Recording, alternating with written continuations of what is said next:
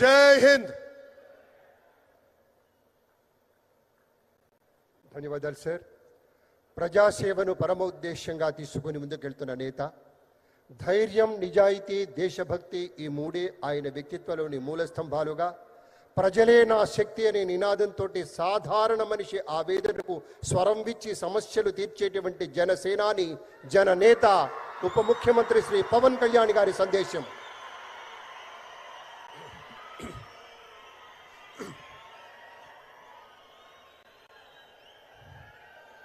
వేదిక పైన ఆసీనులైన మనందరికీ స్ఫూర్తిదాయకమైన నాయకులు, మన గౌరవ ప్రియతమ భారత ప్రధాని నరేంద్ర మోదీ గారికి 5 కోట్ల ప్రజల తరపున, మనందరి తరపున వారికి మనస్ఫూర్తిగా హృదయ నమస్కారాలు తెలియజేసుకుంటూ స్వాగతం పలుకుతున్నాం. వేదిక పైన ఆసీనులైన గౌరవ రాష్ట్ర గవర్నర్ గారికి, అబ్దుల్ నజీర్ గారికి నా హృదయపూర్వక నమస్కారాలు. రాష్ట్రాన్ని ఒక తరం కాదు, ఒక ఎన్నికలు కాదు, 5 సంవత్సరాలుగా ఒక తరం కోసం ఆలోచించే నాయకులు శ్రీ నారా గౌరవ ముఖ్యమంత్రి శ్రీ నారా చంద్రబాబు నాయుడు గారికి హృదయపూర్వక నమస్కారాలు. అలాగే వారి తండ్రి అడుగుజాడల్లో సమర్థవంతంగా తనకిచ్చిన అన్ని శాఖల్ని సమర్థవంతంగా నిర్వహిస్తున్న యువ నాయకులు లోకేష్ గారికి నా హృదయపూర్వక నమస్కారాలు. వేదిక పైన ఆసీనులైన కేంద్ర మంత్రివర్యులందరికీ, సహచర మంత్రివర్గ సభ్యులకి, ఇక్కడికి విచ్చేసిన శాసనసభ్యులందరికీ పేరు పేరు నా హృదయపూర్వక నమస్కారాలు. ఇక్కడికి విచ్చేసిన జనసేన నాయకులకి, తెలుగుదేశం నాయకులకి, భారతీయ జనతా పార్టీ నాయకులకి, ప్రతి ఒక్కరికి పేరు పేరున నా హృదయపూర్వక నమస్కారం. మనకి ప్రధానమంత్రి గారిని ఒకటే ఒక పదంతో పిలుస్తాం, కర్మయోగి. ఏ ఫలితాలు ఆశించకుండా దేశ సేవే పరమావధిగా ఆయన ఆలోచిస్తూ, ఎలాంటి లాభాపేక్ష లేకుండా కేవలం ధర్మాన్ని పట్టుకొని డ్యూటీని, కర్మని ఏమాత్రం ఆశించకుండా చేస్తున్న అలాంటి వ్యక్తి మనం ఈ సమయంలో ఈ తరానికి వారు దిశానిర్దేశం చేసే విధంగా ప్రధానమంత్రి స్థాయిలో ఉండటం మనందరం చేసుకున్న అదృష్టం.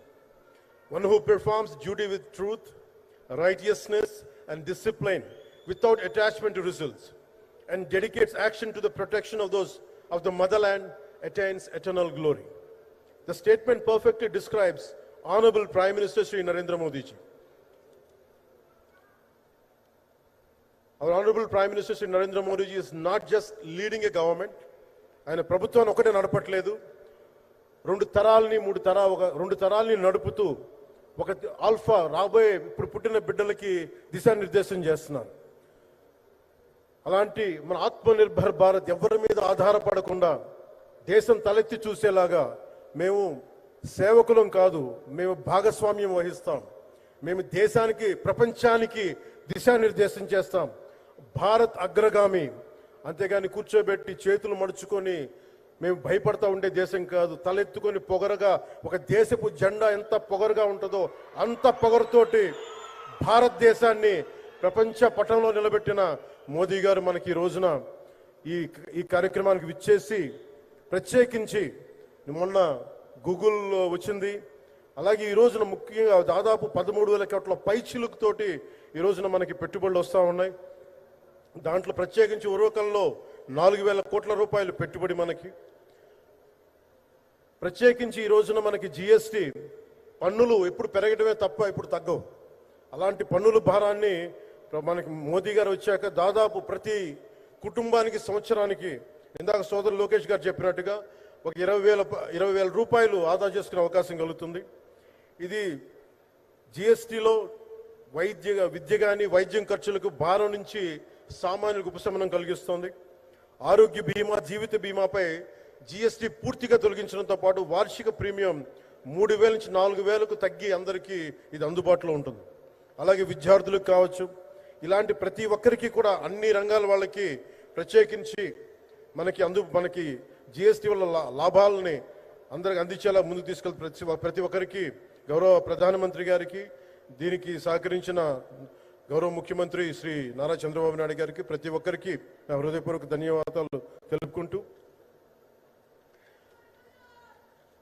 ప్రధానమంత్రి గారికి ఇంకొకసారి ప్రత్యేక ధన్యవాదాలు తెలుపుకుంటూ, మేమందరం ఈ కూటమి ఒక 15 ఏళ్ళకి తక్కువ కాకుండా బలంగా ఉండాలి. మనందరం ఎంత బలంగా ఉండాలి అంటే ఇంక ఇది తప్ప ఇంకెవరికి ఏది రాదు. ఇబ్బందులున్నా ఏ ఉన్నా తట్టుకొని నిలబడి, ఎందుకంటే ఈ రోజున ప్రధానమంత్రి గారు మనకు వచ్చి అండగా ఉన్నారంటే ఈ పెట్టుబడులను కానీ ఈ నమ్మకాన్ని కానీ ఎట్టి మాత్రం సడలించకుండా మేము ముందుకెళ్తామని మీ అందరికీ తెలియజేసుకుంటూ, అందరం సమిష్టిగా పనిచేస్తాం. ప్రధానమంత్రి గారి నాయకత్వంలో గౌరవ ముఖ్యమంత్రి నారా చంద్రబాబు నాయుడు గారి స్ఫూర్తితోటి, ఆయన నాయకత్వంతో ముందుకెళ్తాం. మేమందరం మీ ఆకాంక్షల్ని, వచ్చే తరం ఆకాంక్షల్ని ముందుకు తీసుకెళ్తామని తెలియజేసుకుంటూ సెలవు తీసుకున్నాను. జై భారత్, జై హింద్.